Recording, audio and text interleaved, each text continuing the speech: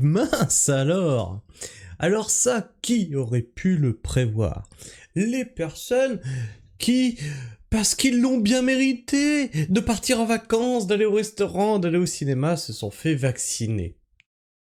Eh bien, une étude nous explique que les personnes ayant reçu le vaccin contre le Covid-19 représentent un risque plus accru de maladies respiratoires. Ceux qui ont appliqué le principe de précaution et de non-précipitation auraient-ils eu raison de résister aux foudres, hein, de tout l'appareil médiatique, étatique et de tous les débiles qui ont suivi la doxa en traitant les gens qui ne voulaient pas aller se faire vacciner de complotistes? Ils croient en la Terre plate, ils croient aux extraterrestres, hein, ce sont des complotistes. Or non, moi je suis pas vacciné pour des raisons toutes simples. J'attends de voir.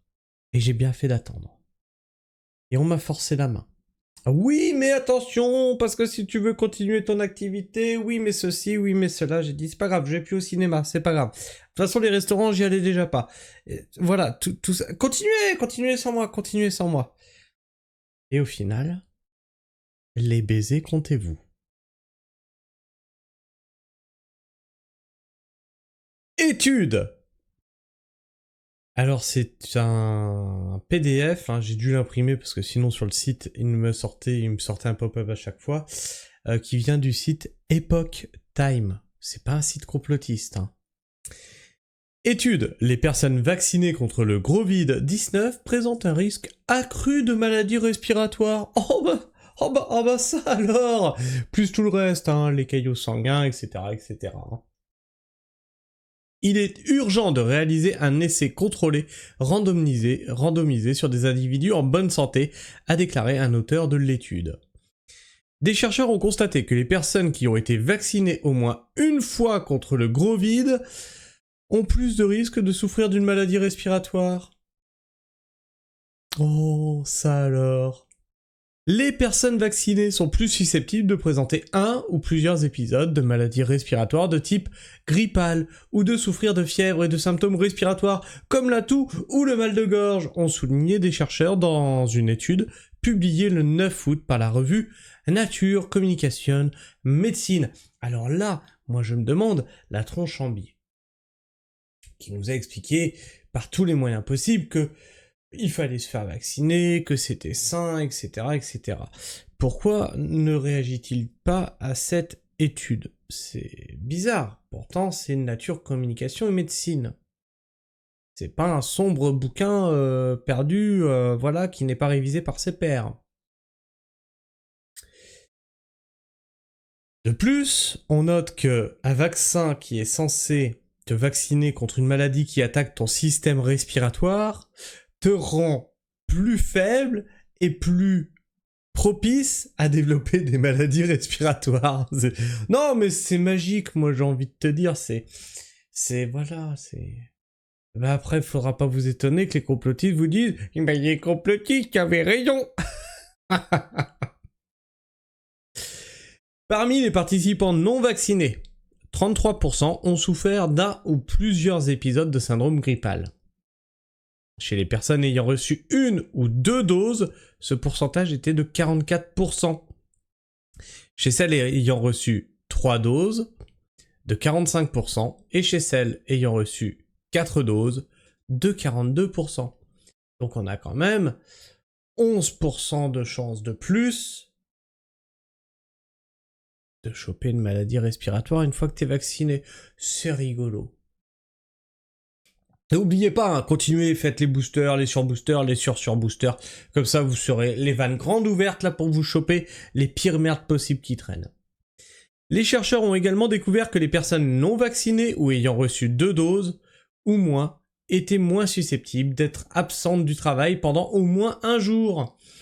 Nous avons constaté que les personnes vaccinées, plus récemment contre le SRAS-CoV-2, semblaient présenter un risque légèrement accru de maladies respiratoires et de perte de journées de travail, a déclaré par courriel à Epoch Time le docteur Philippe Kohler. de la division des maladies infectieuses et de la prévention des infections de la médecine des voyages de l'hôpital cantonal de Saint-Gall, en Suisse, et auteur de l'étude. Le SRAS-CoV-2 est le virus qui cause le Covid-19. Les chercheurs suisses ont recueilli des données hebdomadaires sur les symptômes et les jours de maladie de novembre 2023 à mai 2024. L'échantillon est assez large pour vous, ça va les fact-checkers? Les personnes étudiées étaient toutes des professionnels de la santé âgés d'au moins 16 ans. Après exclusion de la population étudiée, comptez 1745 personnes. Parmi elles, 175 n'étaient pas vaccinées. 68 avaient reçu une dose de vaccin, 296 2 doses, et 895 3 doses, et 311 enfin 4 doses. Les personnels ayant reçu le plus de doses avaient été vaccinés principalement plus récemment. Donc ceux qui ont reçu le plus de doses ont été vaccinés le plus récemment. Ce qui voudrait dire que donc, on a dans les échantillons de 2 doses et 3 doses, des vaccins plus anciens. Ils ont été vaccinés de façon moins jeune. Donc ça veut dire que plus tu avances dans la vie avec ce vaccin, plus ce vaccin fait des dégâts et ouvre les vannes de tes voies ORL pour choper les maladies respiratoires. C'est-à-dire que dans 10 ans, là ils ont 11% de plus de choper une maladie respiratoire. Dans 10 ans, ils auront peut-être 20% de plus de choper une maladie respiratoire. C'est pas mal, hein. C'est un vaccin qui te fait tomber malade. Moi, je trouve ça super rigolo. La vaccination de rappel n'a pas contribué à une protection mesurable du personnel soignant étudié et pourrait même augmenter temporairement le risque d'infection symptomatique et d'absentéisme, ont indiqué les chercheurs dans l'article. Cependant, des recherches complémentaires confirmant nos résultats et examinant les mécanismes immunologiques supposés à l'origine de ce phénomène sont nécessaires. Et c'est là aussi où le principe de précaution n'a pas été respecté. Parce que ce vaccin n'a pas protégé, en fait. Ce vaccin n'a pas protégé contre le virus. Mais bon, valait mieux débrancher son cerveau, dire que les non-vaccinés c'était des tarés, qu'il fallait les mettre dans des camions et les emmener de force se faire vacciner. Oui, il y en a qui ont dit ça. Il y en a d'autres qui ont appelé à buter les non-vaccinés, etc., etc. Monsieur Colère a déclaré à Epoch Times qu'il est urgent de réaliser un essai contrôlé randomisé chez des individus en bonne santé dans lequel un groupe recevrait le vaccin et l'autre non. Ouais, trouve-le ton groupe qui veut recevoir le vaccin maintenant. Il a ajouté l'attribution aléatoire du vaccin réduit le risque de biais de sélection, ce qui pourrait poser problème avec notre étude rétrospective. Des chercheurs suisses envisagent de mener un tel essai. L'étude présentait également d'autres limites, notamment le fait que la population était majoritairement en bonne santé et féminine. Les auteurs n'ont signalé aucun conflit d'intérêts. Ah oui, parce que aussi l'échantillon qu'ils avaient sous la main, c'était du personnel soignant, donc ouais, plutôt féminin, et donc plutôt au fait des problèmes de santé et de comment se tenir en bonne santé. Ben oui, si tu fais ça à grande échelle sur la population, peut-être que les chiffres seront largement différents et peut-être encore plus désastreux. Certaines études ont montré que les vaccins contre le Covid-19 prévenaient les infections, les hospitalisations et ou les décès. Des chercheurs taïwanais, par exemple, ont indiqué dans un article du mois de mai qu'une méta-analyse des études sur la version des vaccins ciblant la souche XBB1.5 avait identifié une efficacité initiale de 52,9% contre l'infection, de 64,4% contre l'hospitalisation et de 77,3% contre les décès, bien que ces estimations aient considérablement diminué au 5e mois. Oh, c'est un vaccin qui est durable que 5 mois. Faut refaire un booster tous les 5 mois. Et après, tu chopes des maladies respiratoires. Ah non, mais c'est rigolo. D'autres études ont constaté une efficacité faible, voire négative. Des chercheurs américains ont par exemple constaté en 2024 que parmi les employés de la Cleveland Clinic, eux qui avaient reçu 2 doses ou plus, étaient plus susceptibles de contracter le Covid.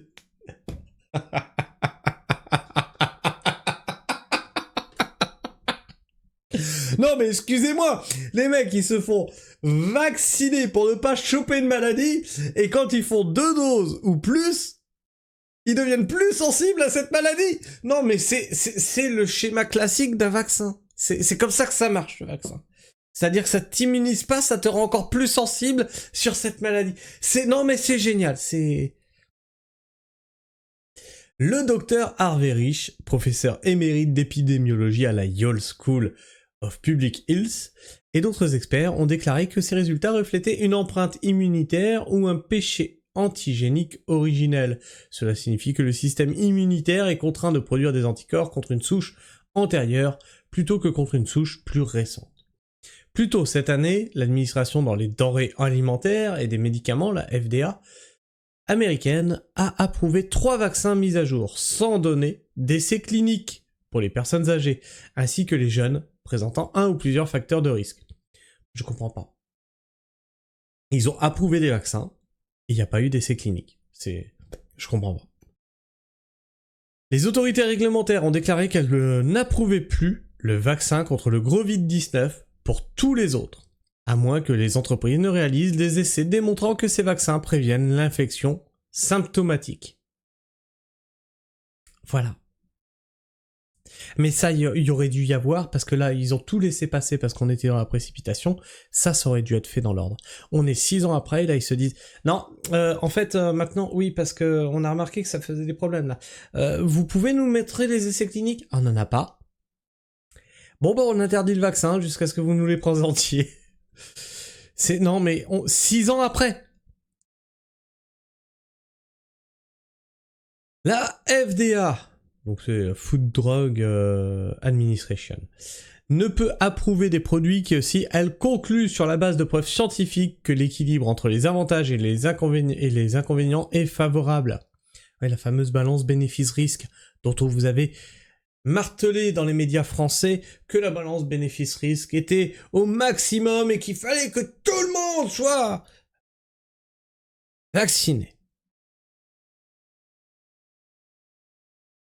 Et nous avons besoin de plus de données pour avoir cette assurance pour les jeunes individus à faible risque de maladies graves, avait déclaré à l'époque le docteur Vinay Prasad, le plus haut responsable de la FDA en matière de vaccins. En juin, l'Association médicale américaine et d'autres groupes ont déclaré que les vaccins contre la grippe, le virus respiratoire syncytial et le Covid-19 restent parmi les meilleurs outils pour protéger le public contre ces maladies et leurs complications potentiellement graves, et qu'ils travailleraient ensemble pour promouvoir la compréhension et la confiance du public dans l'utilisation des vaccins afin d'éviter une autre saison de virus respiratoires graves et une résurgence de maladies et de décès qui pourraient être évités grâce aux vaccins. En français dans le texte, on va vous bourrer le crâne pour vous dire que t'inquiète pas, il n'y a aucun problème avec les vaccins. Dans un autre article publié le 6 août par Vaccine, des chercheurs suédois étudiant les absences au travail des travailleurs de la santé ayant été vaccinés contre le Covid-19 ont constaté que plus de la moitié de la population avait eu des réactions indésirables et que 12 à 48% d'entre eux avaient manqué une ou plusieurs gardes selon le schéma vaccinal qu'ils avaient reçu. 1 sur 2 qui a été vacciné a eu des trucs non désirables. Mais il n'y avait pas d'effet secondaire, on vous avait dit, hein. Bien que la plupart des réactions aient été légères, il est important d'examiner le fardeau que ces réactions représentent pour les receveurs, ont déclaré les auteurs. Notre étude confirme que les réactions indésirables après la vaccination contre le Grovid peuvent entraîner un nombre substantiel d'absences au travail susceptibles de perturber la dotation de personnel et de l'organisation, ont-ils déclaré. Un auteur a fait état d'un financement de la fondation de la famille Olinder Nielsen. Parmi les limites, on peut citer le fait que la population était principalement féminine. Et toi, qu'est-ce que tu penses de tout ça? Du coup, t'es convaincu? Toujours pas convaincu par le Grovid? Tu te fends bien la poire comme moi? Ou finalement tu leur laisserais bien tenter une nouvelle chance parce que ils vont améliorer le vaccin? Alors encore une fois, moi je suis pas un anti-vax, hein. mes chiens sont vaccinés contre tout ce qui peut exister, tous mes vaccins sont à jour. Le seul que je ne fais pas, c'est la grippe et le gros vide. Parce que je n'en ai pas besoin. Je suis jeune et en bonne santé. Dis-moi ce que tu en penses dans l'espace commentaire. Abonne-toi si tu es encore là en fin de vidéo. Et tu peux partager cette vidéo. C'est très important. Et tu peux aussi la liker. La liker lui permet d'être plus présente dans les algorithmes de YouTube et donc d'informer plus de monde sur des études dont les fact-checkers, les zététiciens, tout ça ne vont pas vous parler. Sur ce, moi je vous fais la bise. Prenez soin du sol et restez pragmatiques. Ciao.